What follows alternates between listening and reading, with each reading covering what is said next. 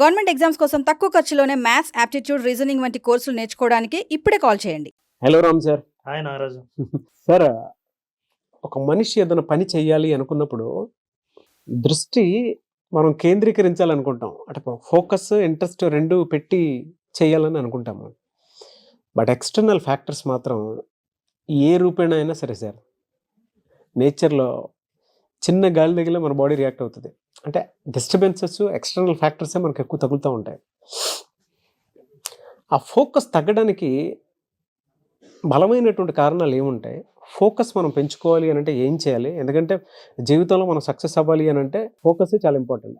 ఏ రకంగా ఉండేటువంటి కమ్యూనికేషన్లో అయినా సరే, ఏ రకంగా ఉండేటువంటి కెరీర్లో అయినా సరే మనం మాట్లాడుకోవాలనుకుంటే పలానా దాని మీదే అని చెప్పడానికి లేదు. But focus core subject. ప్రతి ఒక్కరికి లైఫ్లో లక్ష్యం ఏదైనా సాధించాలి అనుకుంటే 100 అడ్లు వస్తాయి.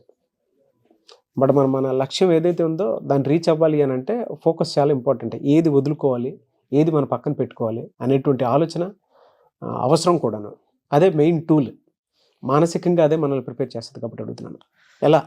నాగరాజు, నువ్వు తెలిసి అడిగావో తెలియక అడిగావో తెలియదు, కానీ వచ్చే గత 10 ఏళ్లలో వచ్చే తరానికి అత్యంత అవసరమైన ఒక స్కిల్, చాలా ఎక్స్పెన్సివ్గా ఉండబోయే స్కిల్, ప్రతి ఒక్కరూ డబ్బులు ఇన్వెస్ట్ చేసి డెవలప్ చేసుకోవాలనుకునే స్కిల్ ఏంటంటే ఏకాగ్రత, ఫోకస్. అది రాబోయేది అదే. ఎందుకంటే మనం జీవించేది విపరీతమైన ఇన్ఫర్మేషన్ ఉన్న వరల్డ్లో. ఇప్పుడున్న ఇన్ఫర్మేషన్ ఓ గంటకి దాన్ని ఓవర్లాప్ చేసే ఇన్ఫర్మేషన్ వస్తుంది. ఈ ఇన్ఫర్మేషన్ మనల్ని డిస్ట్రాక్ట్ చేస్తుంది. ఏం డిస్ట్రాక్ట్ చేస్తుందంటే మన నిర్ణయాన్ని దేన్ని కట్టుబడి ఉండకుండా ఉండేంతగా డిస్ట్రాక్ట్ చేస్తుంది.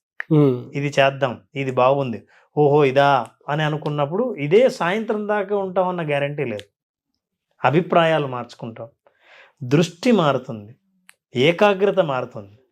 మనుషులు ఎన్నో పనులు చేయాలనుకుంటారు, ఎన్నో లక్ష్యాలు నిర్దేశించుకుంటారు, జీవితంలో సాధించాలన్న కోరికలు ఉంటాయి. వీటన్నిటికీ బద్ధ శత్రువు ఎవరంటే ఏకాగ్రత లేకపోవడం. సంవత్సరం మొదట్లో నేను గోల్ సాధించాలని, బరువు తగ్గాలని, స్వీట్స్ మానేయాలని, ఒక కోర్సు పూర్తి చేయాలని, నేను కొత్త అలవాటును డెవలప్ చేసుకోవాలనుకున్న ప్రతి కోరికకు అడ్డు తగిలేది, శత్రువుగా నిలబడేది డిస్ట్రాక్షన్. అభిప్రాయాలను మార్చేసేది, మనుషులను మార్చేసేలా చేసేది, మనిషి అలవాట్లను మార్చేలా చేసేది ఆ ఏకాగ్రత లేకపోవడం వల్ల, చివరిగా జీవితాన్ని మార్చేది. అవును. ఏకాగ్రత కలిగినా ఏకాగ్రత లేకపోయినా సరే, ఇవి రెండు వీటికి కారణం ఏంటంటే ప్రధానమైనది ఫోకస్. ఈ ఫోకస్ని సాధించడం కోసం ఎన్నో రకాల ప్రయత్నాలు చేస్తుంటాం. ఈ ఫోకస్ కారణం ఏంటంటే డిస్ట్రాక్షన్. ఏంటి డిస్ట్రాక్షన్? డిస్ట్రాక్షన్లో మన మైండ్లో ఎంతో ఇన్ఫర్మేషన్ స్టోర్ అవ్వడం వల్ల మనకి ఏది కావాలో నిర్ణయించుకోలేని స్థితిని కల్పించే డిస్ట్రాక్షన్స్ మనల్ని ఫోకస్ చేయకుండా చేస్తాయి. నారాజు, మనం డిస్ట్రాక్షన్ అనేవి మనకి చాలా పవర్ఫుల్ అట్రాక్షన్స్. ఈ డిస్ట్రాక్షన్స్ వల్ల మనం ఏంటంటే దేని మీద ఏది మనమే నిర్ణయించుకున్నామో మన నిర్ణయం మీద కట్టుబడి ఉండకుండా చేసేటట్టు చేస్తాం. అసలు ఈ ఫోకస్ అనేది ఎంత సమస్య చెబుతాను. చిన్నపిల్లల్లో చాలామంది సైకాలజిస్ట్ దగ్గరికి ఎవరైనా పోతున్నారంటే ప్రాబ్లం, చదువులో వెనకబడి ఉన్నారంటే చాలామంది తల్లిదండ్రులు కంప్లైంట్ చేస్తున్నారంటే పిల్లలు వాళ్ళకున్న ప్రాబ్లం ఏకాగ్రత లేకపోవడం. దాన్ని క్లినికల్గా అయితే ADHD అంటారు. అందరికీ ఉందని కాదు, కానీ అటెన్షన్ డెఫిసిట్, ఏకాగ్రత లోపించడం. ఏకాగ్రత లోపించడం వల్లే చాలామంది చేసే కంప్లైంట్ ఏంటంటే ఒక పని మీద సరిగ్గా కూర్చోడు, కొద్దిసేపు అయినా ఒక చోట కూర్చోలేడు, హోంవర్క్ చేయడానికి మొదలు పెడతాడు కానీ ఆ తర్వాత ఇంకో పని మీద మొదలు చేస్తాడు, ఒకరోజు ఒక నిర్ణయం తీసుకొని ఈ పని చేయాలనుకుంటాడు కానీ ఆ పని పూర్తి చేయకముందే అభిప్రాయం మార్చుకుంటాడు. ఇవన్నీ ADHDలో చిన్నపిల్లల్లో, వయసుకు వస్తున్న పిల్లల్లో వచ్చే పెద్ద సమస్య. అయితే ఏకాగ్రత ఉండడం వల్ల దీన్ని ధారణ అని అంటారు. అష్టాంగ యోగంలో పతంజలి మహర్షి చెప్పిన అష్టాంగాల్లో ధారణ ఒకటి. ధారణ ఏంటంటే ఒక విషయం మీద కానీ ఒక వస్తువు మీద కానీ తదేకంగా దృష్టిని నిలపడం. దృష్టిని నిలపగలిగితే, మీరు ఏకాగ్రతతో దృష్టిని ఎప్పుడైతే నిలపగలిగారో నిలపగలిగిన దృష్టి నుంచి మీకు వచ్చే జ్ఞానం కానీ దాని నుంచి శక్తి కానీ అనంతంగా ఉంటుంది. మహాభారతంలో ద్రోణాచార్యుడు పాండవులకు విలువిద్య నేర్పిస్తున్నప్పుడు అర్జునుడికి నేర్పించిన విలువిద్యలో మొత్తం గ్రంథం చదివిన వాళ్ళందరికీ గుర్తుండే ఒకే ఒక సన్నివేశం ఏంటంటే, ఒక్కసారి బాణం చూసి గురి చూసేవాడు చాలామంది ఏం కనిపిస్తోందంటే పక్షి కనిపిస్తోందంటే, ఎవరైతే పక్షి కాదు నాకు కనుగుడ్డు మాత్రం కనిపిస్తోంది అని అన్నాడో వాడు భవిష్యత్తులో ఎంత అద్భుతమైన విలుకాడు అవుతాడు అన్న విషయం గురువుని ఆ రోజే చెప్పగలిగాడు. ఏకాగ్రతకున్న శక్తి అని. భగవద్గీతలో కూడా శ్రీకృష్ణుడు ఏకాగ్రతకున్న శక్తి చెప్పి, అయితే ఏకాగ్రత సాధించడం అంత సులభం కాదని కూడా చెప్పాడు. మనిషికి గాలి ఎట్లా అయితే వీస్తుందో మనిషి ఆలోచనలు అట్లా వీస్తూ ఉంటాయి. కాబట్టి ఆ వీస్తున్న ఆలోచనలు ఒకచోట ఆగిపోవడం అన్నది చాలా కష్టం, కానీ సాధ్యమే. 2 విషయాల వల్ల సాధ్యమవుతుంది అన్నాడు. నెంబర్ 1 రినౌన్సియేషన్, అంటే వైరాగ్యం. ఈ వస్తువులు వీటిని అవాయిడ్ చేయాలి, ఈ ఆలోచనలని అవాయిడ్ చేయాలి. నీకు కలిగే ఇమ్మీడియట్ ప్లెజర్స్ పెద్ద డిస్ట్రాక్షన్స్గా తయారవుతాయి. చదువుకోవాలని కూర్చుంటావు, సీట్ రావాలని నీకుంది, ఎగ్జామ్కి ప్రిపేర్ అవ్వాలని ఉంది, జాబ్ తెచ్చుకోవాలని అనుకున్నావు. కూర్చున్న తర్వాత 2 నిమిషాల్లోనే బీప్ అంటూనే నువ్వు ఫోన్ దగ్గరికి పోలేకుండా ఉన్నావు. ఫోన్ దగ్గరికి పోయిన వాడికి మెసేజ్ చూసి మెసేజ్తో ఆగకుండా రీల్స్ దగ్గరికో లేకపోతే షార్ట్స్ దగ్గరికో వెళ్తావు. అక్కడ నిన్ను అట్రాక్ట్ చేసేది ఏదో ఒకటి ఉంటుంది, అది అట్రాక్షన్ అనుకుంటావు, కానీ యాక్చువల్గా డిస్ట్రాక్షన్. సో మనిషి అట్లా డిస్ట్రాక్ట్ అవుతుంటాడు ఒక్క చోట కూర్చోలేకుండా.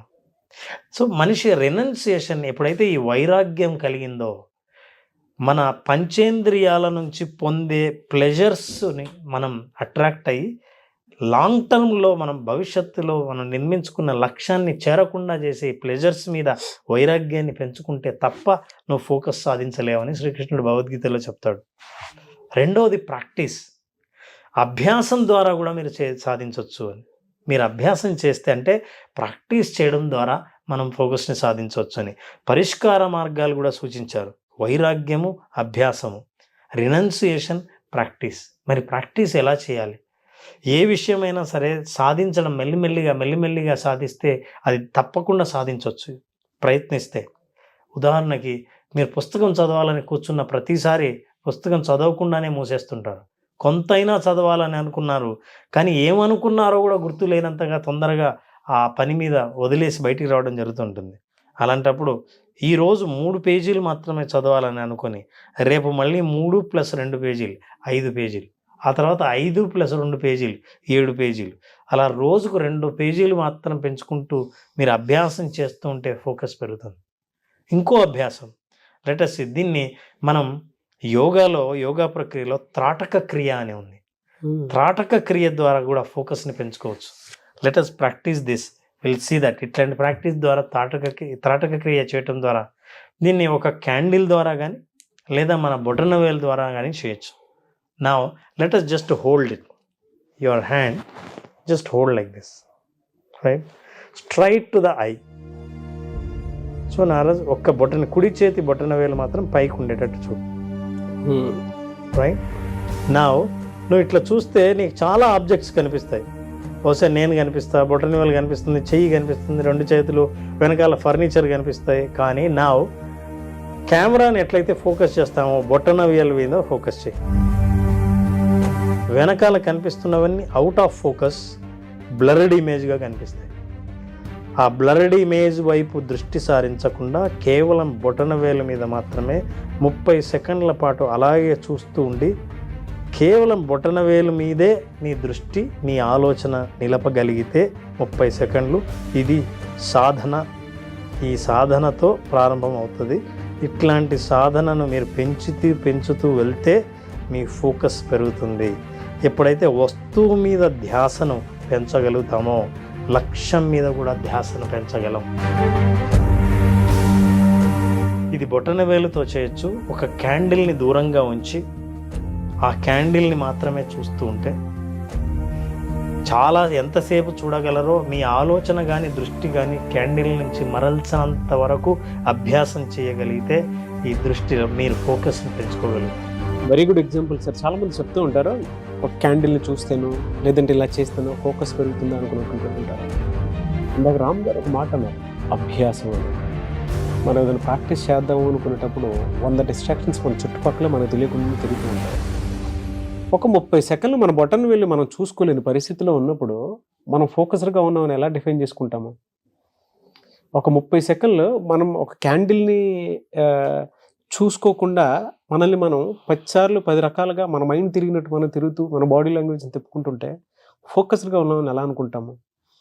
అభ్యాసం అనేది చాలా ఇంపార్టెంట్.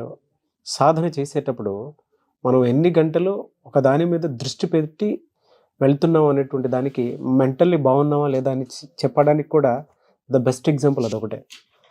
వెరీ గుడ్ అనాలిసిస్ అండి. అంటే